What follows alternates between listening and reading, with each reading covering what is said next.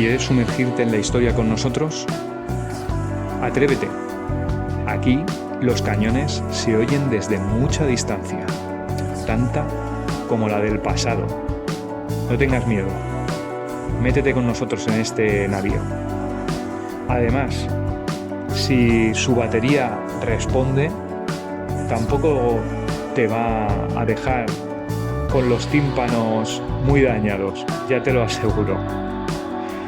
La verdad es que cuando abordé esta clase de buques auxiliares, pensaba que iba a ser una historia anodina, de estas que se cuentan muy rápidamente, en unos minutos, que podemos incluir dentro de un vídeo unboxing modelístico. Dentro de los 3 buques que analizábamos por esta causa, este es uno de los que más me ha llamado la atención. Y es que hay veces que la historia te recuerda que las páginas doradas se escriben a veces con los elementos más sencillos. Si te interesa la historia del Carritac, que por cierto, no la vas a conocer en español en ningún otro podcast que yo sepa de momento, quédate con nosotros. A ver qué tal, a ver qué te parece, a ver si te sorprende, como a mí lo ha hecho. Yo soy fácilmente impresionable, o tal vez no. El USS Carritac, o como el código de la US Navy lo denominaba, AV-7, fue el primero de 4 buques gemelos y por tanto la cabeza de la clase Carritac, que junto a él conformaron el USS Norton, AV-11, el USS Pine Island, AV-12, y el USS Salisbury Sound. El Carritac tenía varios cometidos, era un buque de transporte de tropas, pero ante todo era un portaaviones. Sí, ya sé lo que estáis pensando, que ya os estoy metiendo aquí la primera bola, ¿no? Pues sí, señores, era un portaaviones, pero no al estilo de estos que llevaban bombarderos, cazas y aviones de torpedeo, estos protagonistas de la Segunda Guerra Mundial, con cubiertas totalmente despejadas y planas. No se trata de ese tipo de buques. Este navío solo transportaba un tipo muy especial de avión, o mejor dicho, de hidroavión. Ahora lo comprendéis, ¿no? Los grandes polimotores de patrulla marítima como los Martin PBM Mariner, los fabulosos Mariner, y posteriormente el sustituto de este avión, el P5 Marlin, también de la misma firma, de Martin. Como era imposible hacer despegar estas moles desde la cubierta del buque, este tenía 2 gigantescas grúas habilitadas para soltarlos en el agua e izarlos. Y luego ya estos hidroaviones en el agua ya despegarían o amerizarían. Bueno, lo hemos dicho esto como si fuera muy sencillo, pero vamos, la verdad es que hay veces que pienso en esto y me gustaría indagar un poco más sobre la historia de estos pilotos, porque yo no sé si habéis visto vídeos en internet, pero los amerizajes de estos aviones llaman muchísimo la atención. Son muy agresivos, muy violentos y estoy seguro que requieren de una técnica muy específica, el amerizar un hidroavión en el mar. Y bueno, si lo estamos diciendo esto para grandes polimotores como el Mariner, imaginaros lo que podía ser aterrizar un hidroavión cero de patrulla marítima o de observación japonés o un Kingfisher. Madre mía. Bueno, una vez allí, en el aire, estos operarían en misiones de observación y de reconocimiento y también de rescate de pilotos caídos en el mar, en combate. Bueno, estos eran los famosos angelitos, ¿verdad? Que los pilotos que tenían la desgracia de verse caídos en el mar, solos, con una lancha salvavidas o con un chaleco salvavidas y congelándose poco a poco, cuando veían este avión los llamaban los angelitos porque eran la delgada línea que existía entre la vida y la muerte. Bueno, también tenían una tarea estos hidroaviones un tanto más agresiva, la búsqueda y destrucción de submarinos. Bueno, estaba armado con 4 cañones de 127 milímetros, 4 montajes gemelos de cañones de 40 milímetros, 3 montajes cuádruples de 40 milímetros y 20 ametralladoras antiaéreas de 20 milímetros tipo como las que se podían encontrar en los jeeps de la Segunda Guerra Mundial, ¿no? Esta batería, que es totalmente defensiva, que hay montada en este barco, y las misiones que tenían, pues configurarían el diseño tan característico de este barco. Y vamos a repasarlo. En su cubierta había un gran puente que acababa hacia popa en un hangar enorme, de muy grandes dimensiones. Bueno, pese a lo grande que eran las dimensiones de este hangar, dudo que cupiese allí un Martin Mariner. Pero bueno, tenía el tamaño necesario para albergar a hidroaviones pequeños y también medianos, y poder realizar en su interior pues, cualquier tipo de reparación y de mantenimiento que fuera necesario. A continuación había una cubierta despejada con tan solo las grúas como obstáculo, un par de ellas. Un lugar ideado pues, para aparcar los grandes bimotores Mariner. Aunque la razón de ser del Currituck fue siempre auxiliar las labores de los hidroaviones de la US Navy, sus instalaciones interiores lo habían convertido en un excelente transporte de tropas, una especie de buque logístico, sobre todo de piezas de aviación, y hasta llegó a realizar labores de mando. Se trataba de un buque que desplazaba 14.000 toneladas y lo hacía a unos modestos 19 o 22 nudos. Aunque si lo comparamos con la clase contemporánea de portaaviones de escolta Casablanca, no sé si la conocéis, pero eran muy parecidos a los portaaviones de la clase Independence, aunque su casco venía de un carguero, con lo cual sus velocidades eran mucho más modestas que la hidrodinámica que tenía y la maquinaria que tenía los portaaviones de la clase Independence. Bueno, el Casablanca desplazaba a la misma velocidad, unos 19-22 nudos, según las unidades, 8.000 modestas toneladas. O también, mira, todo un acorazado. Sí que es verdad que es mucho más viejo y también que el desplazamiento era muchísimo mayor, como era el USS Mississippi, que alcanzaba los 22 nudos. Pero bueno, si analizamos todo esto nos daremos cuenta de que hay como dos grandes niveles, ¿no? En lo que es una flota. Los buques rápidos, los portaaviones y acorazados de última generación y sus buques de escolta, que rondaban los 30 o 33 nudos, y los que tenían encomendadas tareas pues, menos expuestas y menos agresivas y rondaban los 20 nudos. Entre ellos se incluye la clase Currituck. Bueno, pues este navío comienza su construcción en diciembre de 1942. Fue votado en septiembre de 1943 y entra en servicio en un tardío junio de 1944, pleno desembarco de Normandía. Aún así, desplegó hidroaviones en el marco de las operaciones de la batalla del Golfo de Leyte, que me gustaría analizar en el canal porque considero que es una batalla tan liosa que seguro que hay una manera más sencilla que en otros podcasts y en otros canales de explicarla. Sus labores fueron el apoyo en los esfuerzos de patrulla marítima, de salvamento y de lucha antisubmarina. En enero de 1945 se le requiere en el marco de las operaciones de Luzón. Aquí participó desplegando sus hidroaviones en las mismas tareas que hizo en Leyte, ¿no? Sobre todo patrulla marítima buscando a las flotas enemigas, lucha antisubmarina, pues localizando, intentando hundir submarinos y rescatando a los pilotos. Pero además se dedicó a transportar tropas para el desembarco de Luzón. El navío también se utilizó para dar asistencia técnica y como buque taller para aviones australianos que participaran en las operaciones. Su carácter de transporte de personal fue de nuevo utilizado al final de la Segunda Guerra Mundial, en la reocupación de China, también en la reocupación de Filipinas y en el envío de tropas a Corea. Terminada la guerra, el navío vuelve a Estados Unidos. Le esperaba participar en una de las operaciones más desafiantes y controvertidas de la US Navy, la que se llamó Operación High Jump. Y aquí es donde empieza lo bueno, chicos.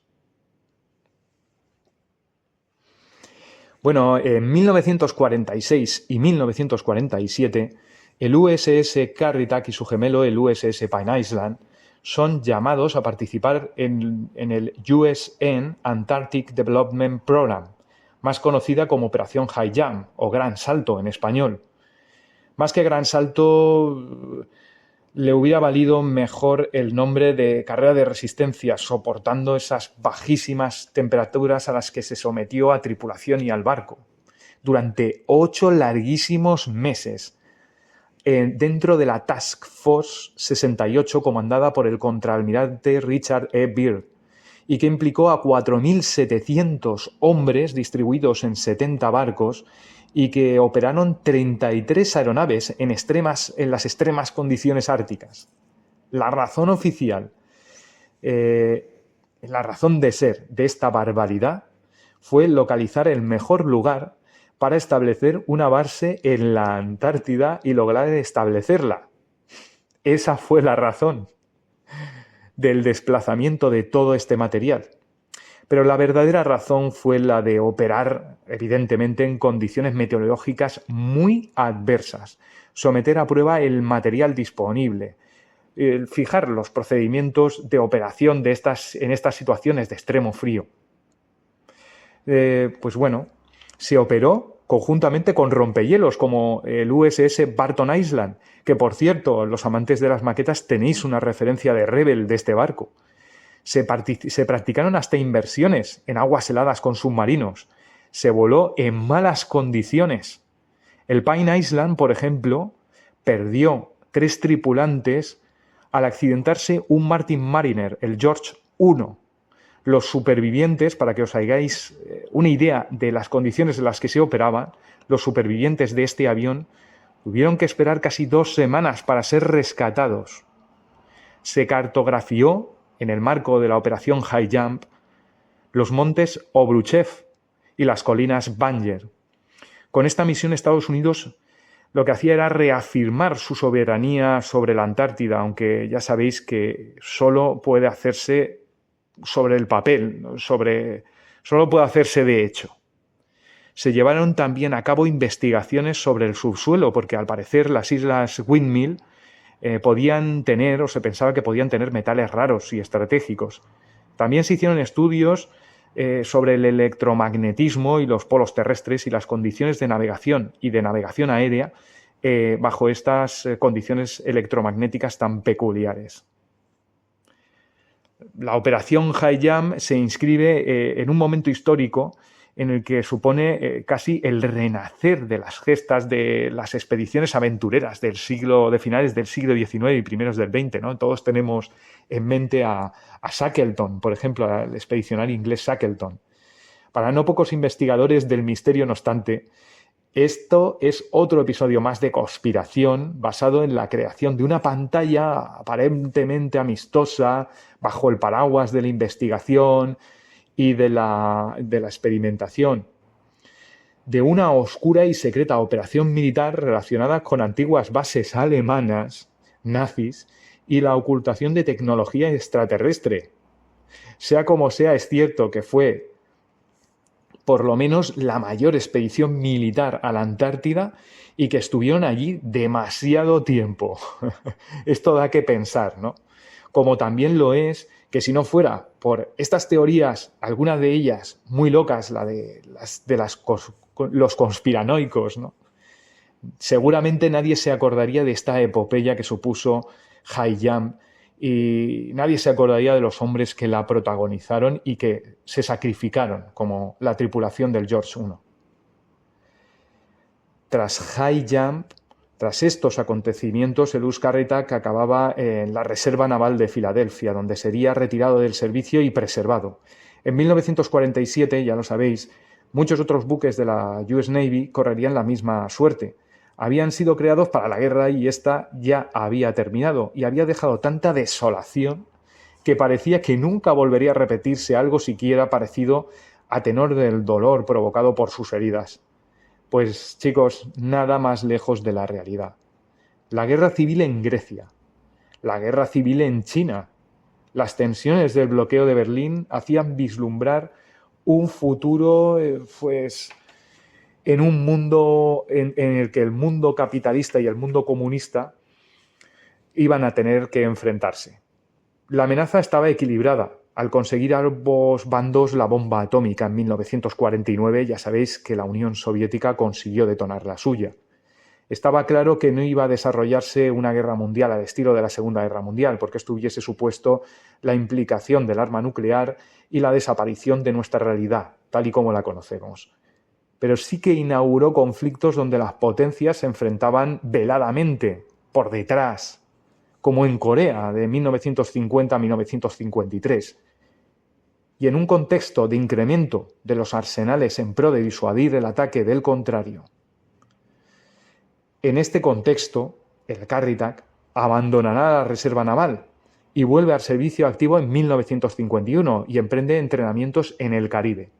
Al contrario que otros buques, no ve acción en Corea, no se despliega en el Atlántico y recorre Noruega, Escocia, luego vuelve a la zona de las Islas Bermudas y las Islas Galápagos. Vaya, la verdad es que bastante mejor crucero es este que el de la Operación Hayam. Estos marineros han tenido bastante suerte. También en estos años es desplegado en el Mediterráneo, en el soleado Mediterráneo. Tras esto, ya nos vamos a 1958, vuelve a la Reserva Naval, esta vez para implementarle reformas para poder operar con el nuevo hidroavión Martin P-5 Marlin. Se le añadieron mejoras en las grúas y en 1960 es dado de alta en el servicio volviendo a la Flota del Pacífico, con base en San Diego, en California. Se verá implicado en la crisis de Taiwán y China, desplegando sus aviones en patrulla marítima cerca de Taiwán. Estas misiones controlaron los movimientos de barcos en China, Corea del Norte y Vietnam del Norte. Enfriado este capítulo de la Guerra Fría, vuelve a Yokosuka, en Japón, donde se desplegará durante todo este crucero. En 1964 vuelve al Pacífico Oriental. Aquí llevará a cabo maniobras en las que se desempeñará como buque de mando, dando fe a la versatilidad que tenía este navío, que tenía este casco. La situación en el sudeste asiático hace que el Carrittack sea requerido de nuevo para hacer parada en Saigón y así enseñar la bandera de Estados Unidos en Vietnam del Sur, en uno de esos sutiles avisos para navegantes de las Fuerzas Armadas de Estados Unidos.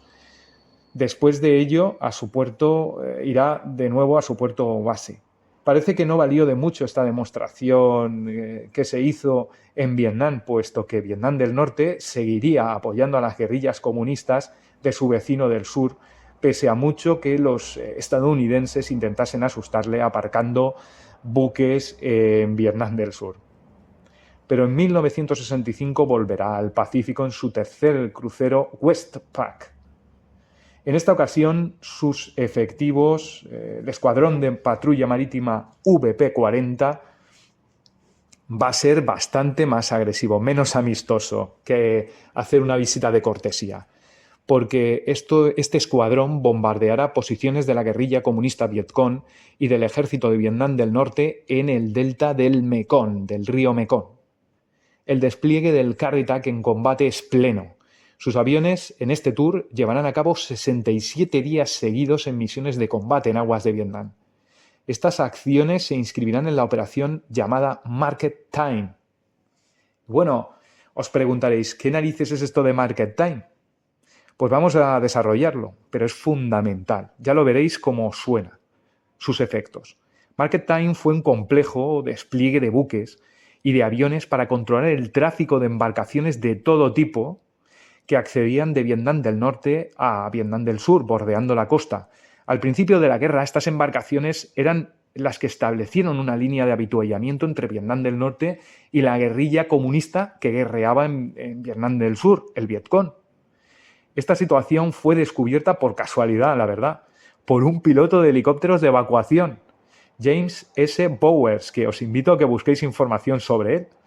Pero bueno, este se percató en uno de estos vuelos que un barco tradicional vietnamita pasaba municiones en una alejada playa de Vietnam del Sur de la bahía de Bung Ro en febrero de 1965. Así se dieron cuenta.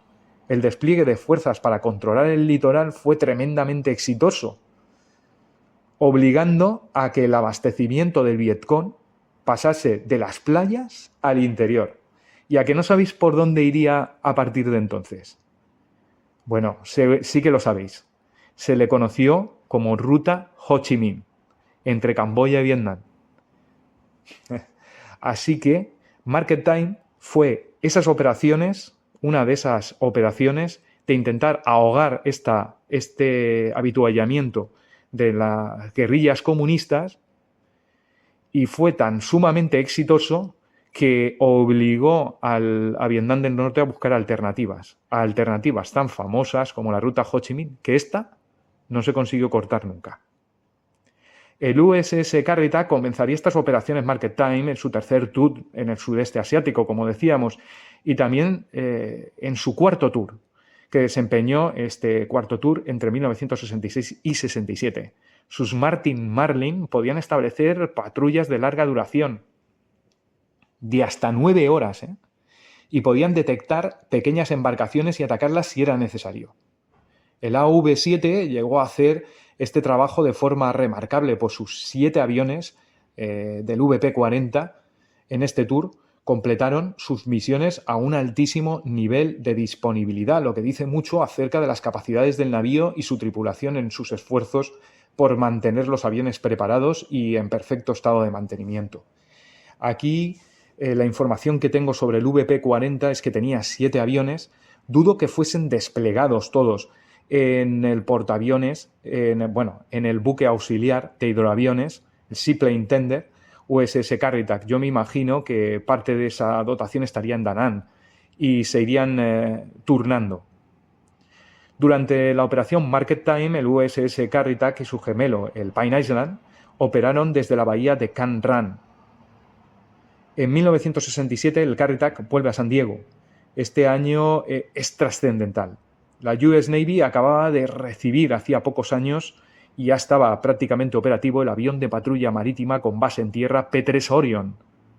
Los P-3 habían llegado pues, para sustituir al P-5 Marlin.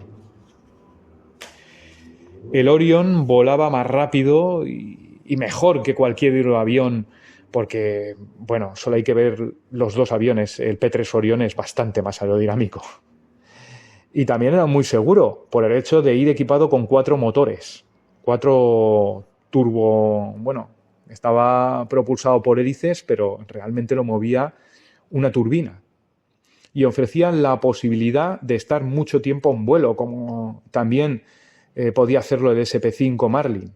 La US Navy retiró a sus últimos hidroaviones de combate en 1967. Fueron precisamente los del VP-40, que habían llevado encima el USS Carritak. La retirada de este tipo de aviones pues sentenció a la chatarra a los buques que iban asociados a ellos. Primero fue el Salisbury Sound, después el Pine Island y por último en 1967, como hemos dicho, con la retirada de su razón de ser de los Martin Marlin, el USS Carritak. El Carritak se conducirá entonces a Seal Beach, en California, para retirar su armamento y preparar el barco para su desactivación.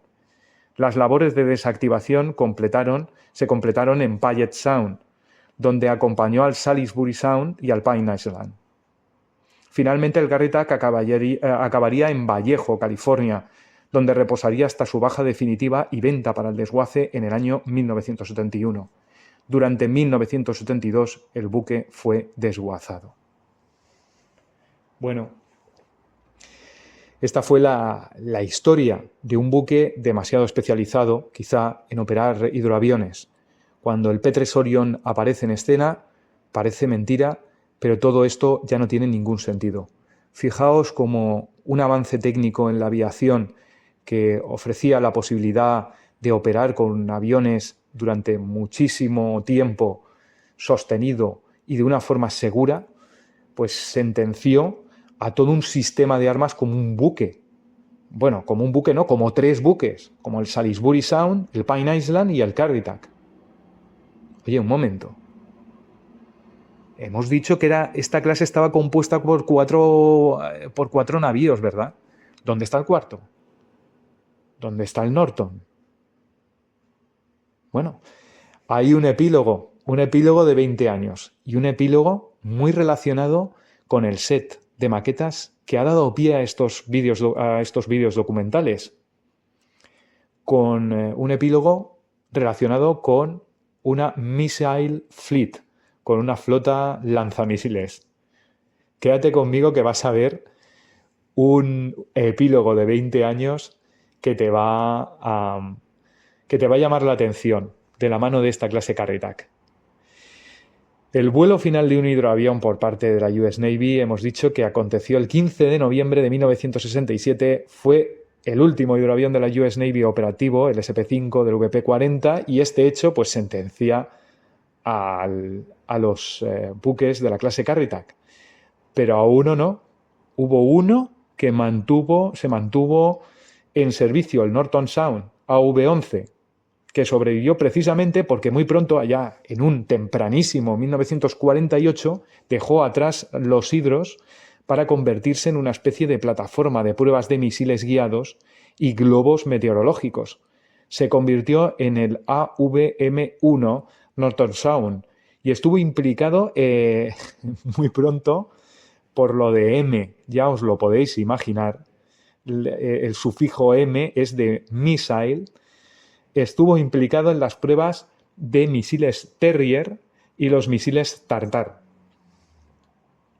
Probó cohetes con cargas low yield, atomic warheads, o sea, las cabezas atómicas. Su puente recibió un acristalamiento, fue bastante modificado. Llegó a montarse incluso un radar AN/SPG-59 en este buque, un desarrollo del avanzado radar PESA, Facet Array Radar, que pretendía dar cobertura radar al sistema de misiles Typhoon, con un rango de unos 200 kilómetros. Este proyecto pecó de ser demasiado complejo y ambicioso y fue cancelado en 1963. El buque emprendió pruebas de contramedidas contra ataques a misiles en el resto de los años 60. O sea, tenemos un buque que, gracias precisamente a que se le desvinculara de la operación de hidroaviones, se convirtió en un buque de experimentación infinito, porque primero prueba en los sistemas de misiles Tartar y Terrier, luego empieza a probar sistemas de radar vinculados con misiles y finalmente contramedidas contra los misiles, también en todos los años 60.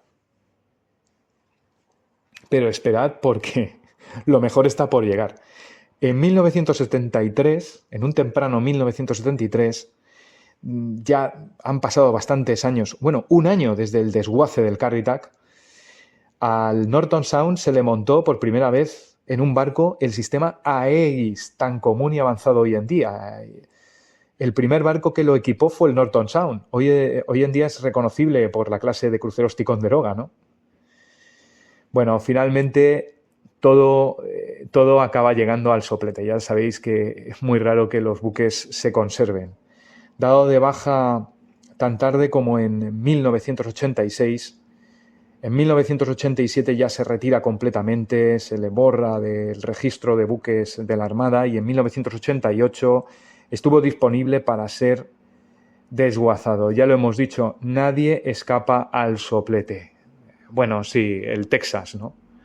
Que parece que todavía lo tienen mal conservado en el estado de Texas, porque me he enterado de la noticia de que el buque se está pudriendo a una velocidad rapidísima y esta gente es incapaz de salvarlo. Y lo peor de todo es que se está pudriendo porque durante muchísimos años, al empezar la corrosión en su casco, nadie ha hecho nada por ellos. Y claro, cuando han querido hacerlo ya parece que es demasiado tarde. Así que parece que nadie escapa al soplete, señores.